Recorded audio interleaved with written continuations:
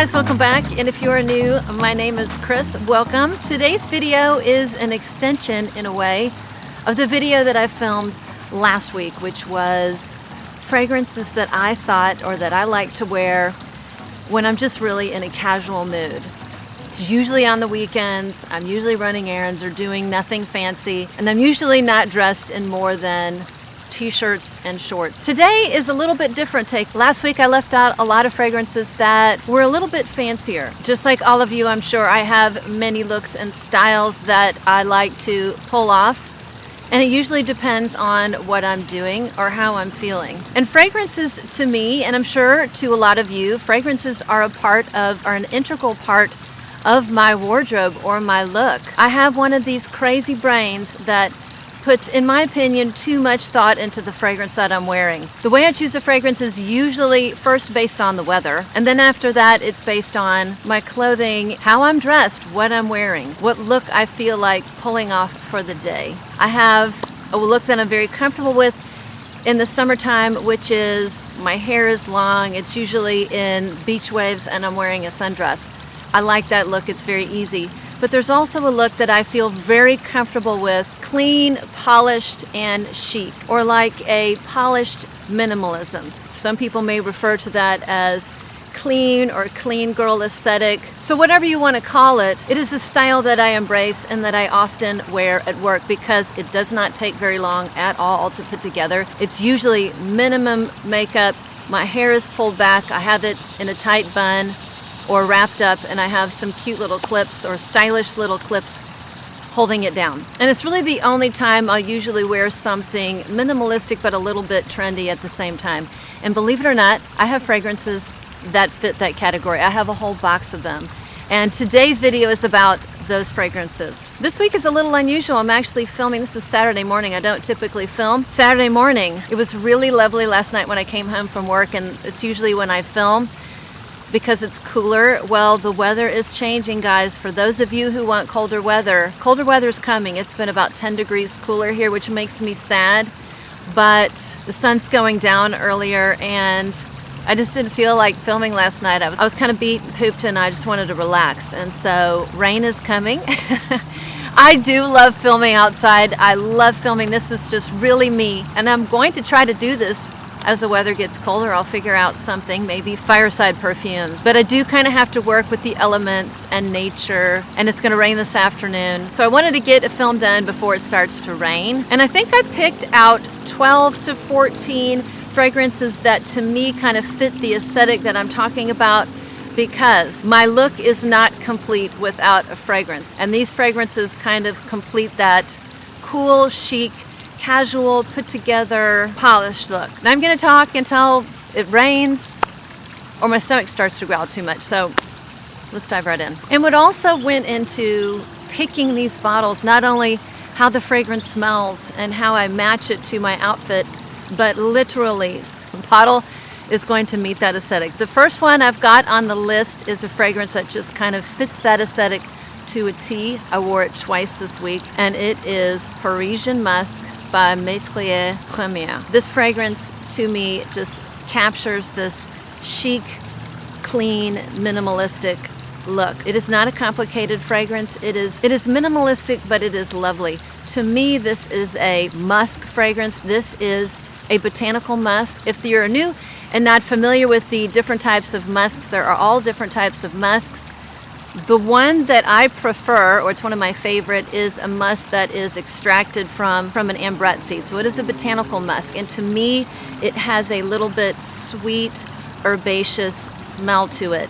And that's what is in this fragrance. It is a sweet, a little bit green, herbaceous musk. It has a gorgeous dry wood, which I believe is cedar, and I do not get it till the dry down. And it has a sweet greenness also from fig, and that's about all I get. It is a very easy fragrance to wear. You obviously have to like musk to enjoy this fragrance, and I think you have to like fig, and I have not always been a great fan of fig. And when I went to Italy, for whatever reason, maybe because I was getting over a cold and that's what was pleasant to my nose, I picked up a lot of fig fragrances, and now I kind of enjoy these fig fragrances. Now I've had this one since the spring. To me, this reads spring, summer, and fall. I don't see myself wearing this in the winter time. The first time I wore it to work, nobody smelled me, and I probably sprayed about 6 to 8 times. Yesterday when I wore this, I really went ham. I sprayed like 12 to 14 times, which is a lot for me. And people did smell me, and I got, you smell nice, you smell fresh, there's a little bit of fruitiness, maybe there's coconut in there. Only one of my friends who I work with didn't care for it, and she only likes really clean and fresh fragrances.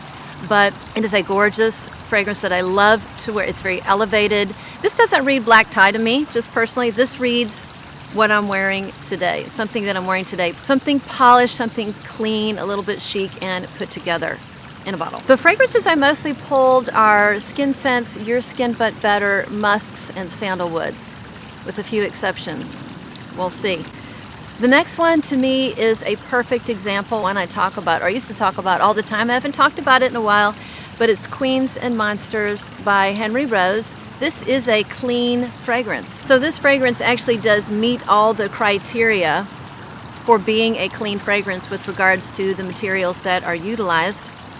And it's basically a sandalwood vanilla fragrance. I did a house review on this line, and this fragrance was one that I ordered the same day that I tested. I loved it so much, it just kind of spoke to me. It has a little bit of a greenness at the top, just a little bit.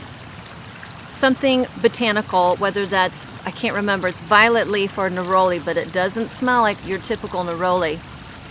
It is a really nice sandalwood that the magic in this fragrance is in the dry down. This is one of those, if you had tested it on paper or you didn't wait for the dry down, you wouldn't experience the magic because it gets so lovely in the dry down. It dries down sweet and vanillic, and there is a choco musk or a cocoa musk in here that gives it the slightest bit of a gourmand touch, but it is not a gourmand fragrance at all. Fragrances that are close to this would be, oh gosh, I'm blanking on the name. I want to say Vanilla Woods. What is the fragrance? I think it's called Vanilla Woods, but they're very, very similar. So if you have one, you know what this smells like. But I adore this fragrance, and it totally fits this vibe. The next one you have never seen or heard me talk about, and I do not believe I've even posted it to Instagram. It is by the indie house, or the indie brand For the Scent of It, which is picking up a lot of steam on social media, particularly Instagram. The nose behind this, the CEO, has put out some really great fragrances, and this is called Nearly New. So this is the bottle, and it's called Nearly New. I might have to adjust the lighting because the sun is popping in and out in clouds, so it is what it is. That's what you get when you film in nature. But Nearly New is a better version of Juliet Has a Gun, Not a Perfume. When you smell it from the atomizer, that's what you smell. However, it is so much better when you wear it and as it dries down. The notes listed, it does have vanilla in here, it has iris, and it has muskmallow or botanical musk. And this one is the most, well, it's one of the more vanillic fragrances in the bunch, but it has a clean, sweet vanilla. So I would say this is actually the most gourmand of the bunch as it dries down. The iris gives it a little bit of powderiness, like a powdery softness. And I think that the perfumer behind this brand, this is his wife's favorite fragrances, I'm not mistaken. And even though it is soft, it's not a huge projector, when I have worn it, it lasts all day. So a really nice, I highly recommend checking out this brand, and he offers great samples, and he's really, really lovely to talk to. I bought this bottle myself. I'm one of those that really do like to support the indie houses when I can, but this one fits this aesthetic perfectly. And this would be one of the more year-round fragrances. So as I'm looking in my box, I realized I forgot to put two in my box that are very important for this category, and I'm sitting here thinking, should I just talk about them without the bottle, or should I get off my rump and go get the bottle? I probably will. So I'm going to talk about what I've got in the bottle, and I'll have to probably go pop up there and get those fragrances. So the next one, I have the lovely, talented, brilliant Claire Smith to thank. She popped up on my feed. It was when she was brand new. I was one of her very first subscribers. She is a scientist. She's very smart.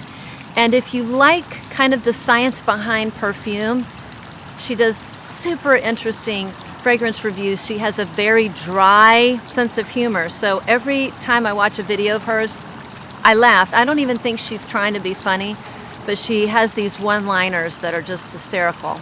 But anyways, this next fragrance is because of her. And it is from Glossier, and it is called, I think it's called Glossier You. This is another one of those your skin but better kind of a fragrances. But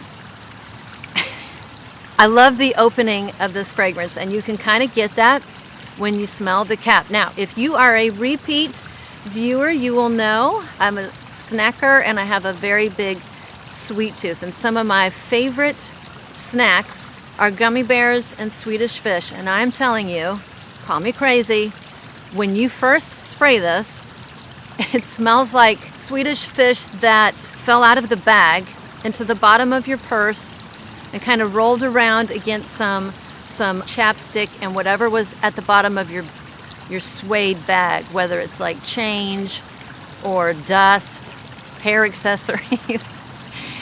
It's actually really, really fun. That kind of fades, that little sweetness. I don't know where that comes from. That sweetness fades, and then it becomes kind of this nice, clean, your skin but better. It definitely has musk and iris in here, but it is just a real nice, light, clean, powdery musk. And I watched her talk about this a couple times until I tried to track down a bottle, which was not as easy because it was sold out on the Glossier website. It was sold out for a while, and I had to wait, but I'm glad I finally got the bottle. This is one of those that you just can't offend people. It's very, very pleasant. It's very likable. I find it very hard to believe someone won't like this. And lasting power is moderate. So thank you, Claire, for this recommendation. And if you like kind of the science behind fragrance, you should check out her channel, and I will link it below. All right, another one that has been around for a while that fits this aesthetic perfectly. The bottle and the juice inside is Musk Therapy. I mean, this is the aesthetic right here. So are all the bottles, basically. But Musk Therapy is pretty well known by now, but if you've never smelt it, it's basically a fruity musk with some floral undertones and an aroma chemical called hedione that is kind of like special sauce that Initio Parfums puts in a lot of their fragrances. This is a black currant and orange musk. That's what you get really in the beginning. And it just has this really nice, clean, and classy sophistication to it. The musk is just so pleasant, and you will smell nice and clean and a little bit sweet, but it just smells so darn good. This to me reads more of a spring, summer, fall transitional scent. This goes away in the deep winter because I think this shines in the warmer months. And lasting power is very good on this one. Next one up is Clean by Clean Reserve, another one where the bottle matches the aesthetic, and this is called Skin, and that's basically what this is. Another your skin but better. This is more of a fresh out of the shower. You just use this really slightly sweet but clean shower gel or products within the shower. You get out of the shower and you just have this naturally sweet smelling skin that just gets ever so sweeter as the day progresses. This has some notes, this has some gourmand notes in here, praline and salt, but this is not a gourmand fragrance at all. It just is a, kind of a sweet, musky, your skin but better. Like everyone around you is going to think you just smell naturally good. Most of them won't think you're wearing a fragrance. They just think that you just smell so good naturally because it's not overly perfumey. It's really on the light side, and I think if people criticize this fragrance, it's because it is on the light side. But that's kind of why I like it for this aesthetic or for this vibe. It's not overdone. It's classy, it's minimalistic, it's very nice. This one would be one that I could wear with my white t-shirt. So this also could be casual. It's not a dressed up fragrance, but it also could be perfect for running around, and it does better in the heat too. So the next one up is a fragrance that I only think I talked about one time, It's from a fragrance house. It's from an indie fragrance house in Texas, and which is close to my heart because I am from Texas. And it is called Cuero from Boyd's of Texas. Again, another bottle that fits this aesthetic perfectly. This is for the person who wants to channel the aesthetic but does not want to smell like someone coming or going. Like a lot of these fragrances, they're very unique. They're not, for the most part, they're not, I don't think any of them are designer. You probably won't smell yourself coming or going, particularly with this. You'll probably never, unless you live in San Antonio. And I think that's where the house is. And again, here's the bottle. But this is the Southwest take on the Russian leather and the leather bags from the 20th century. This is a collaboration from a lifestyle brand that I believe is in Texas and a very famous leather goods store called Stash, where they make hand-stitched leather bags, leather backpacks, gorgeous stuff. I know I'm going to be picking up a bag sometime, but that is their take on a leather fragrance. So this is very unique. I don't have anything like it. This starts off very bright and citrusy. Oh my gosh, it smells so darn good. Even from the atomizer, it has a brightness. There are some citruses. I want to say orange and grapefruit, kind of a nice, bright, citrusy fragrance that has some very subtle florals. And it has this woody dustiness to it, a beautiful dusty wood. Now I'm going to go out on a limb and say the wood in here is cedar. Cedar is very big in Texas, particularly in the hill country where San Antonio is. And in fact, there's something called cedar fever. There's so much cedar down there that people can develop bad allergies, but it's a very nice, dry wood. There is also there's some warmth and some spiciness. So there's incense in here. Of course, there is a leather accord. And I'm very picky when it comes to leather. This is a leather that I like because it's bright. It has these little citruses. It has a little bit of florals. I love incense. I know there's incense in here. And the labdanum is part of that leather accord. I do love a labdanum note usually because it adds like a leathery, smoky sweetness. It's very dry. And the interesting thing was I wore this to work once and I thought it was light. I just didn't think it would be mass appealing, and one of my friends at work, who never comments or compliments me on what I'm wearing, actually walked into my office and said, "What are you wearing?" And I was wearing Cuero. So this is one of the few that could work year round. Like if you needed something that wasn't overly citrus, like a citrus clean and fresh. My citrus clean and freshies, they get packed away. It's not something I want to wear in the wintertime. This one will work year round. Kind of incorporates many little categories. These are marketed as being unisex, but I will tell you that I think the vast majority of people that smell their fragrances will say that they lean masculine. They have a bunch of different fragrances. Their best seller, I don't think this is their best seller. Wait, it's either this or High Desert. And they have one that's called Texas Lavender. They have a nice discovery set so you can try them first. To me, is kind of like a little bit outdoorsy. Whoever wears this likes the outdoors because it does smell natural and a little bit outdoorsy. And these are clean fragrances as well. So everything they use is clean and natural. Cuero. The next one is, if you're a repeat guest here, by the way, I appreciate you. Thanks for coming back. It's one that I talk about all the time. It is one of the true vanillas in here, but it is a vanilla that fits this vibe to a T. And it is my beloved Architects Club by Arquiste. This is a great fragrance house. I have many gems from this house. This is a vanilla, but this is a natural vanilla. So if you have Eau Duel, you know what this smells like. They're very, very similar. They do have some differences. So if you have Eau Duel, you do not need this. It's too redundant. I had Eau Duel. I decluttered it. They were too similar. I did do a several-day side-by-side test, and I personally liked Architects Club a little bit better because, well, first of all, they are natural woody vanillas. This one is the POV, the point of view, is a bunch of architects sipping martinis in this lavish club. So they're surrounded by these rich woods and velvet, and they're drinking martinis. So there's juniper in here. There are citruses in here. I want to say lemon and maybe orange peel. That's how it slightly differs from Eau de Duel. Eau de Duel has some tea and some spices. This has an angelica note in here.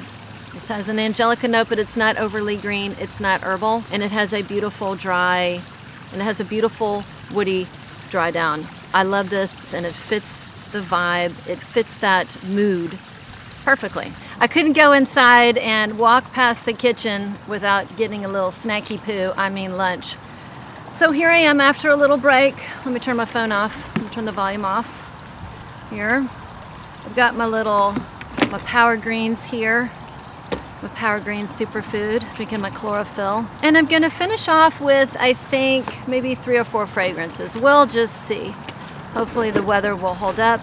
The next one I'm going to pull is one we got from Italy. And when I went to Italy, my whole goal was to get fragrances that I couldn't get in the States, or would be hard to get special fragrances. I didn't want to get something that was easy to get here. And we popped into the Giorgio Armani boutique, and I thought I was going to be testing their new releases that I've had my eye on. I had never sampled those. Of course, I didn't want to buy them blindly, so I really couldn't wait to try them. And so when I went into the boutique, I went straight to the little section that had the Privé line, and I wasn't blown away. They smelled good. They all smelled good. I just wasn't blown away. I actually smelled Vert Malachite, and I was surprised. I liked that one. We were just kind of walking around the store, and the sales assistant went up to Pat and said, "You need to try this one, Vetiver de River." He said it was the one that he liked, it was the one that he wore, and it was the one he was wearing at the time. And Pat had, at that point, sniffed several and really liked this, and I liked it a lot too. I actually liked it. I wanted him to get it for him, you know what I'm saying? So that I could wear it too. And out of all the fragrances that we ended up getting in our 2 weeks in July, this is one of my very favorite. And it definitely fits the vibe. It's the only one that is in the real citrusy, clean and fresh out of all the bunch. This is a solid, really clean and fresh fragrance, but it's very polished. It's very chic. It's not your everyday, kind of shower gel, citrusy fragrance. It's very, very nice. And of course, I love the packaging is beautiful. But this was absolutely perfect for the weather in Italy, which was incredibly hot. It was so hot. It was in the mid to high 90s, and it actually got 103 one day. This was perfect. The only fragrance I really wanted to wear was this one until the last day in Rome, and I picked up Mediterraneo, and I loved that one. That one is super clean and fresh, but this one is for today's video. And this is just basically a citrusy bomb, an upscale, polished, very nice, chic, citrusy vetiver fragrance that is solidly unisex. If you told me this was marketed towards female, I would believe you. And if you told me this was marketed towards male, I believe you. It might even be marketed towards male, but it is solidly unisex. It is the one that I keep pulling out of Pat's closet. I've worn it several times this month in the warmer days, and I absolutely love it. And I think it fits this vibe. It's a little bit more upscale. I wouldn't want to wear it to the gym. I wouldn't want to wear it hiking. It's nice, it's on the higher end, and it's absolutely perfect. So you've got a lot of citruses at the top. I want to say like 3 or 4 citruses: grapefruit, lemon, bergamot. It has a real nice, there's a pepperiness to it, very, very subtle, like a little punch of pink pepper. There are some spices. There's, what am I thinking of? One of my favorite spices in the whole wide world. Cardamom. Yeah, cardamom, but it's not overly spicy, it's not overly peppery, just a little bit to give it a kick, give it a little punch, and then it has a real nice fresh vetiver. So I don't know if this is something I'm going to pull for in the colder months. It might be, like maybe on a sunny day. It's just so nice and elevated and refreshing and refined. It is gorgeous. Pat's complaint is he doesn't think he can smell this. I just think that he becomes anosmic because he wore this to work. I've worn this probably 5 or 6 times since we've been back. and he'll come home from work and I can still smell him just a little bit. It's on the softer side, so I think it's long lasting but quiet. Love this one. Okay, so what do we got next? Well, next one we'll do this. So I think the Labo house in general kind of fits the aesthetic that I'm talking about today. And I used to have another 13, and I've broken, or 2 bottles in my collection have fallen to their death, so to speak, this year. That one and a very affordable fragrance that I talked about a couple videos ago, fragrances I purchased because I smelled them on someone else. It was White Shoulders. Both of them fell because they were at the edge of some sort of shelving unit, and I knocked them over, you know, trying to reach back behind them. And I haven't repurchased another 13. It is a great fragrance. I have a ton of fragrances, and I had one of the smaller bottles. I will eventually repurchase it again because it's such a nice fragrance. It's a great signature scent. It would be perfect for this video. But the one I chose from Le Labo is Rose 31. I just want to make sure my name can't be seen. They put the name on the labels. When you go to the store and you pick it out of the boutiques, they'll print you the label and they'll put your name on it. But as you can see, there's a big dent in here. For me, I have a lot of fragrances, and this is just a fragrance that I love to wear during certain times. I'm usually put together, I'm polished, I'm either wearing something like a pretty sundress or just something chic and put together and refined. This has a lot of spices up at the top, namely cumin, and I don't like cumin, and for the first maybe 20 minutes, it doesn't smell good. It smells like a shish kebab. If you can get past that, it has a beautiful dry down, and it is so lovely. It is a rose that is wet and dirty at the same time. It's wet, it's very refreshing. There's patchouli, it's woody.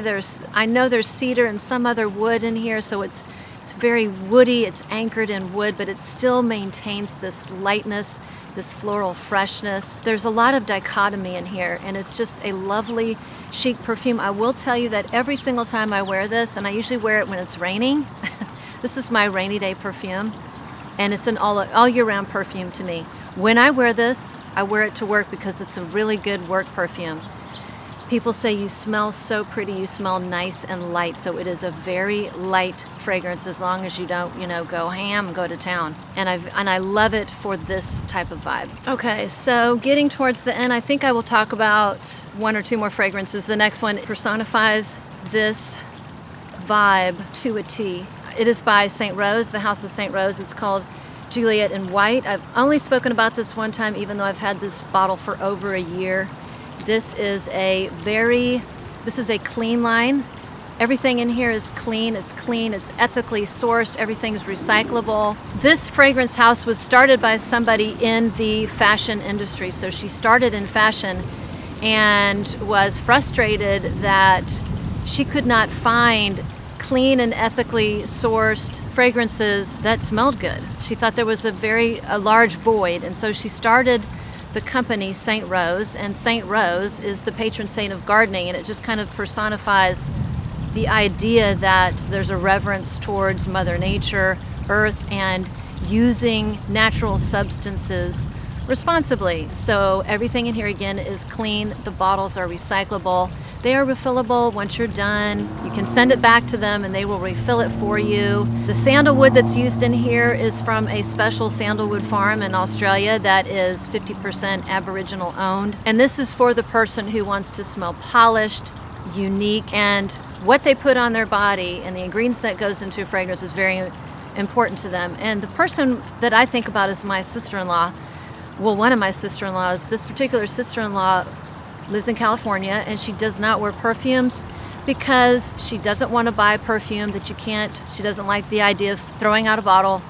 She's really into natural, clean fragrances, and she doesn't want to smell fake. And whenever I see this fragrance, I think this is a perfect fragrance for my sister-in-law, and I've actually recommended it to her husband to get for her as a gift. This is a white tea, woody, floral musk. That's the best I can do.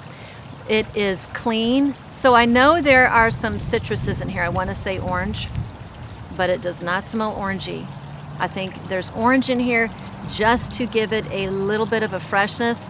The main notes, the main scent profile that I smell is tea, a very subtle white tea with musk and a clean, dry sandalwood. When other people smell this on me, they have a very hard time pinpointing what it smells like. I did have a work friend a couple days ago when I wore this, she said, I smell tea. So that, I think, besides the musk and the woody dry down, is the most obvious note that is present. So very clean, fresh, anchored by this really clean, light sandalwood. This is a light fragrance. It is very work appropriate. It's on the quiet side, so if you want to fill a room, you're going to have to really go to town, go ham on it. But I just think that that goes against kind of what this fragrance is. It is a more subdued, refined, a quiet elegance. It has a quiet elegance to it, and I'm super, super happy that I have it. And it's very polished. It is a very polished fragrance that fits this aesthetic perfectly. It goes away. I don't wear this in the wintertime. It's not a winter fragrance for me. It is a spring, summer, and a transitional fragrance for the fall. Oh my gosh. Okay, so one of the most, I can't believe I left this one upstairs, but there's no way I could do a fragrance video about this type of aesthetic and not have an Escentric molecules. In this video, the one I chose is the one Escentric molecules that I own, and it is the Molecule 04. Even the bottle has this kind of this polished, elevated, chic vibe to it. So this fragrance is very windy. So the wind is blowing my hair. It's hard to be polished and slicked back with so much wind. But anyways, you guys get what I'm trying to go for. This is a sandalwood equivalent of Molecule 01. The main ingredient, or the only ingredient in here, I think they only have one ingredient per molecule bottle, it's either Javanol or Havanol. I don't know if the J is silent. But it basically, even though it's not a derivative of sandalwood, it's not an oil of sandalwood, it is supposed to give the wearer the idea or the experience of wearing sandalwood. So it's very creamy, it's woody, it's soft, and it's clean. So it's clean, creamy, and soft at the same time. And this is another one. I find the same thing with Juliet Has a Gun, which is basically Molecule 01. You either smell it or you don't. That is in my daughter's collection because she really likes that. It is a very good starter fragrance. She will spray it once or twice. I can smell it across the room. It is crazy. Other people cannot smell it at all. Same thing with this one. You either smell it, it lasts all day on you, or people cannot smell it on you. So it's just one of those things. It's just how it works for you and how your brain intercepts or interprets the molecule. This is very linear. It's not going to take you, just like all the other molecules are very linear, pretty much one note. That's whatever you smell in the beginning is what you're going to smell 3 hours later, at least in my opinion. It's just the strength of what you're going to smell. So perfect fragrance for this. This could have easily been in last week's video. A couple of these fragrances do straddle kind of they could be very casual, but they could also cross into the polished, chic, clean, sophisticated vibe. This is one of them for sure. So that does it. I think that'll be a wrap for my clean, polished minimalism fragrances that I love to wear when I want to feel a little bit more put together, a little bit polished, a little bit chic, but I don't want to commit to a lot of time and effort in being overdone. And this is a vibe, this is an aesthetic that I feel very comfortable with. So once again, thank you so much for sticking around. Thank you for watching. Thank you to all those who come every week, show up, leave a lovely comment, give me a thumbs up. It's the best part of doing YouTube is meeting new people and interacting with you guys. And if you have a fragrance that I haven't mentioned and I know it's gonna come up, it's gonna be Gypsy Water, and we're just gonna stop right now. We're just gonna stop at 12:14, whatever that number was, so that I can edit this video and possibly get it out by tomorrow or Monday. And with that, I'll see you on the next one.